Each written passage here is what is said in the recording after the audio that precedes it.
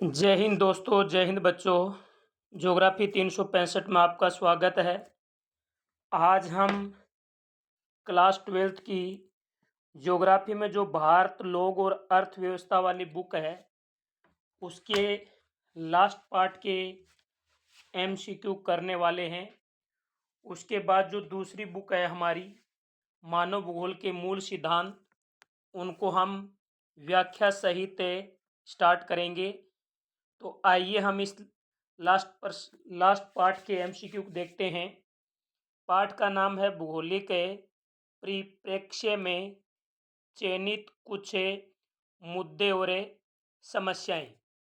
पहला प्रश्न है 2025 तक 2025 तक विश्व की जनसंख्या शहरों में कितनी निवास करेगी।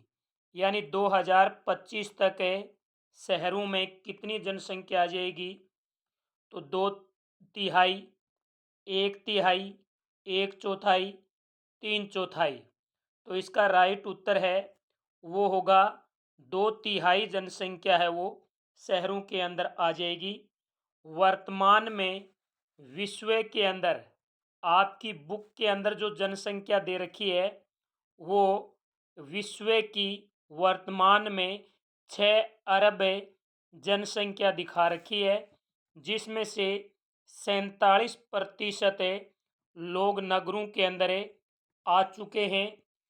और इस कारण धीरे धीरे नगरों में जनसंख्या बढ़ रही है, जिससे आने वाले समय में नगरों के अंदर गरीबी, अपराध, स्वास्थ्य सुविधाओं का निम्न होना, स्वच्छता का अभाव होना जैसी समस्याएं उभर के सामने आएंगी।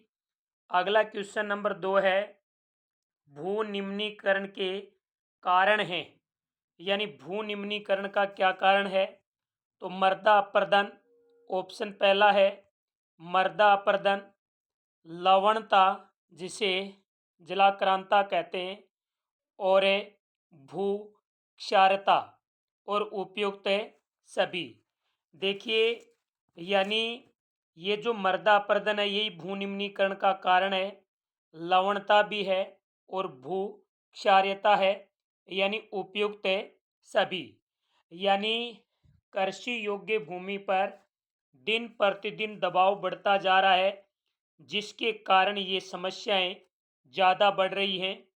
और भू निम्नीकरण का अर्थ होता है कि स्थायी या अस्थायी तौर पर भूमि की उत्पादकता में ह्रास हो जाना। और भू निम्नीकरण की जो प्रक्रिया होती है वो 2 भागों के अंदर बांटी गई है। एक तो नेचर के द्वारा भू निम्नीकरण होता है और एक मानव के द्वारा भू निम्नीकरण होता है। क्वेश्चन नंबर 3 है वो है प्रदूषण के प्रकार हैं। तो आप सबको पता है कि प्रदूषण के भूमि प्रदूषण भी इसका प्रकार है, ध्वनि भी है, जल भी है और वायु भी इनका माना जाता है। तो यानी प्रदूषण के 4 प्रमुख प्रकार हैं। तो इसमें देर ऑप्शन बिल्कुल राइट होगा, उपयुक्त सभी।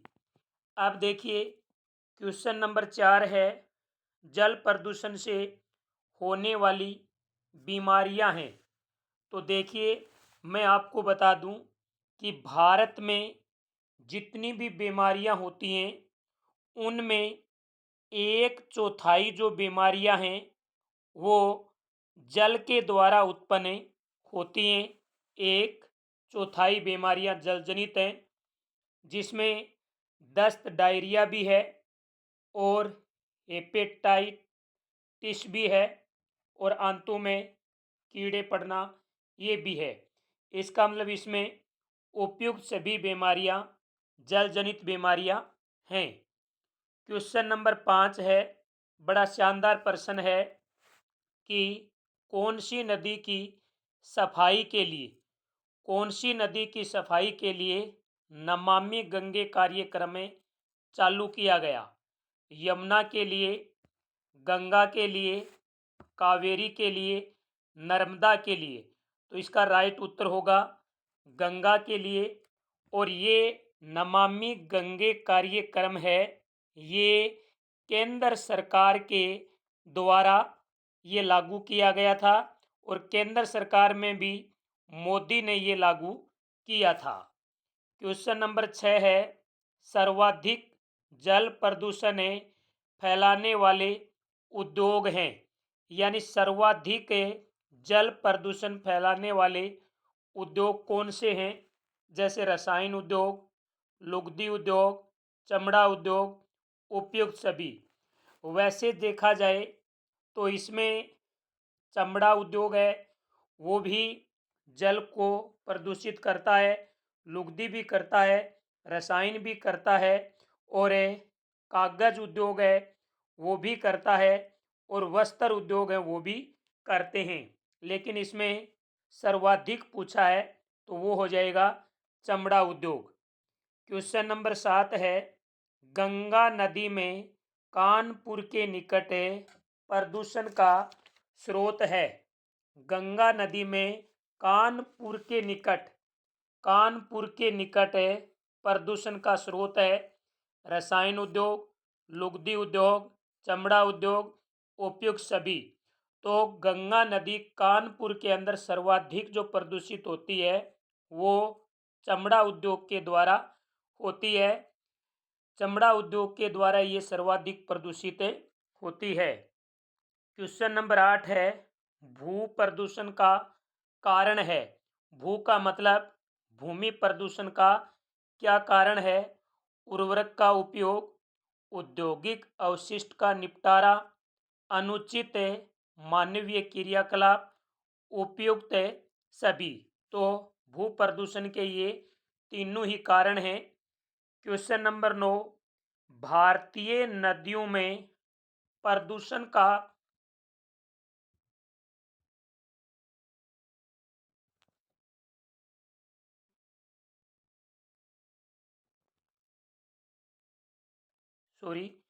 भारतीय नदियों में प्रदूषण का मुख्य स्रोत क्या है?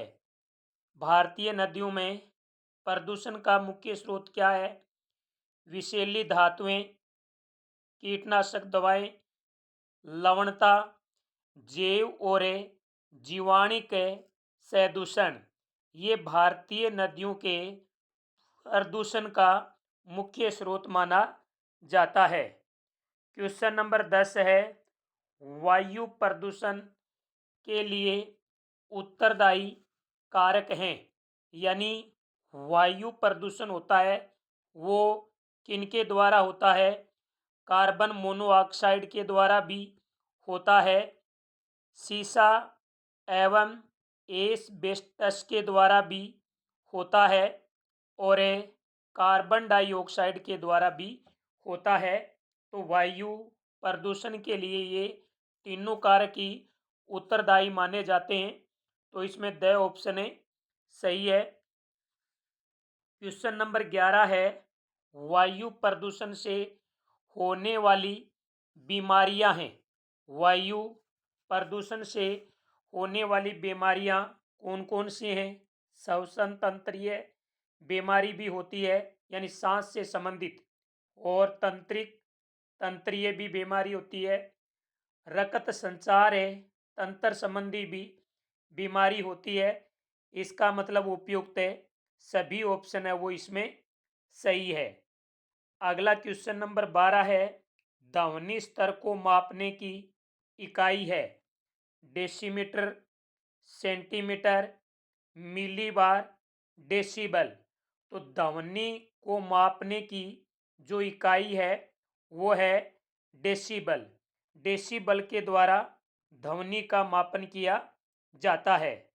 अगला क्वेश्चन नंबर 13 है, वो है कि ध्वनि प्रदूषण से होने वाली बीमारियां, यानी ध्वनि प्रदूषण से कौन कौन सी बीमारियां हो सकती हैं? तो व्यक्ति के अंदर बहरापन आ जाएगा, व्यक्ति के अंदर तनाव की स्थिति बन जाएगी, व्यक्ति में एकाग्रता समाप्त हो जाएगी। यानी ये तीनों ही ध्वनि प्रदूषण से होने वाली बीमारियां हैं। तो तीनों को याद रखना। जरूर नहीं है कि आपको प्रश्न एमसीक्यू द्वारा ही पूछा जाए, वन लाइनर भी पूछे जा सकते हैं।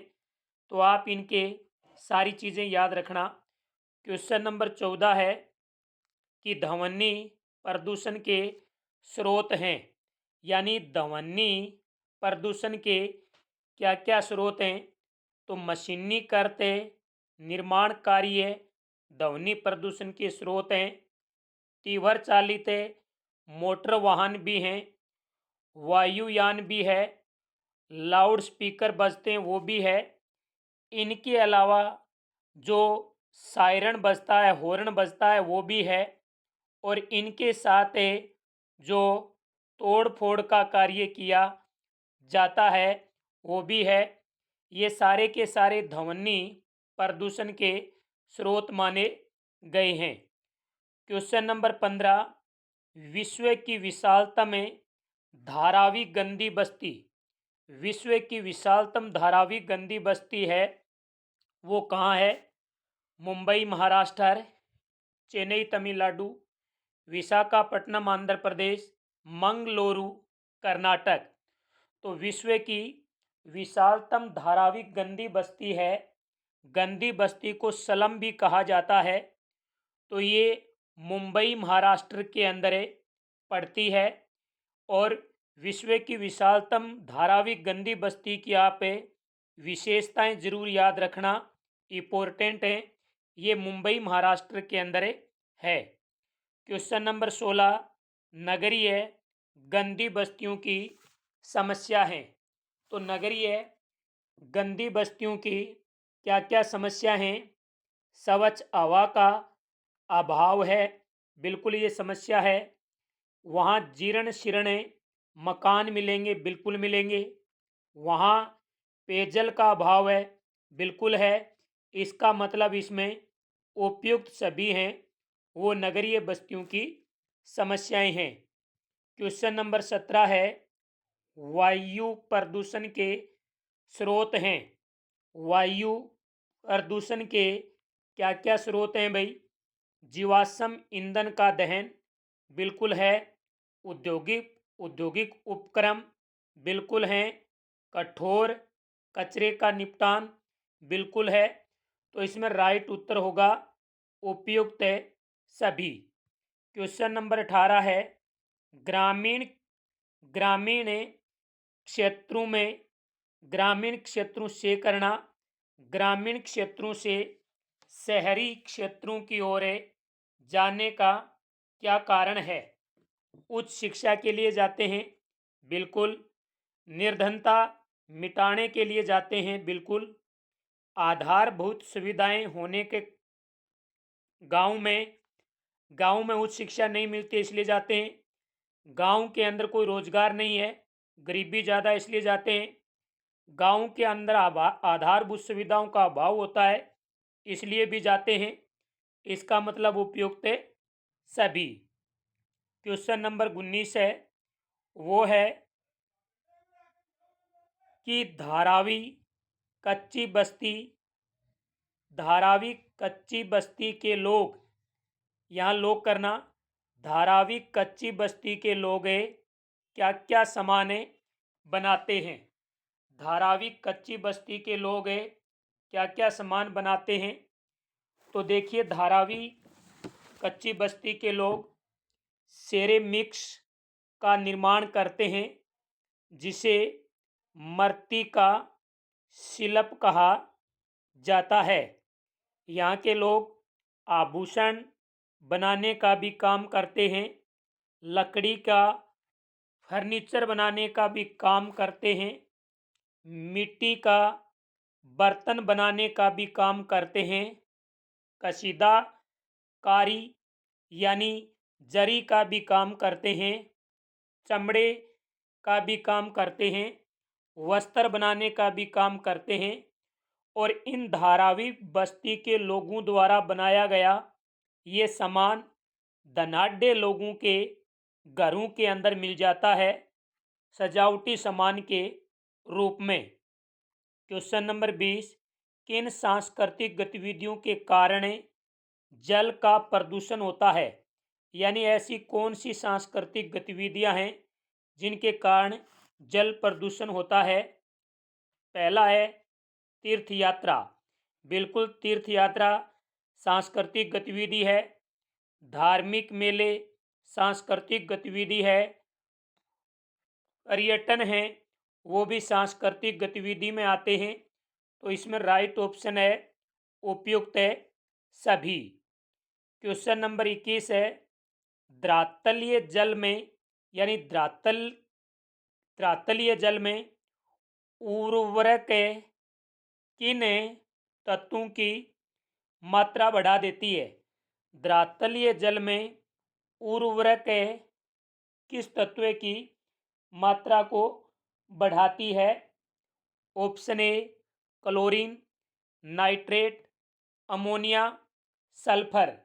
तो इसका जो राइट उत्तर होगा वो होगा नाइट्रेट। तो इसमें बे ऑप्शन सही है। ये थे आपके भारत लोग और अर्थव्यवस्था वाली बुक के वेरी वेरी इंपॉर्टेंट पर्सन है। अब हमें मानव भूगोल के मूल सिद्धांत हैं, उनके भी एमसीक्यू लेके आएंगे। उसके बाद दोनों बुकों के अंदर जो रेगिस्तान पर्सन आपके एग्जाम में पूछे जाएंगे वो लेके आएंगे। और इसके बाद वन लाइनर है, और इसके बाद है लघुरात्मक, फिर निम्नात्मक। यानी जो विद्यार्थी हमारे इस चैनल से ज्योग्राफी पढ़ लेगा वो विद्यार्थी मैं दावा करता हूँ कि 95 से नीचे नहीं रहेगा। ऐसी एक हम टेस्ट सीरीज हिस्ट्री की भी स्टार्ट करने वाले हैं, जल्दी आपके सामने लेके आएंगे। और दीपावली के बाद हमें पॉलिटिकल साइंस की भी लेके आएंगे। तो वीडियो को ज़्यादा से ज़्यादा लाइक करें, शेयर करें। जो भी मेरे साथी, जो भी मेरे विद्यार्थी इस चैनल पर पहली बार विजिट कर रहे हैं वो चैनल को प्लीज़ सब्सक्राइब ज़रूर करें। जय हिंद, जय भारत।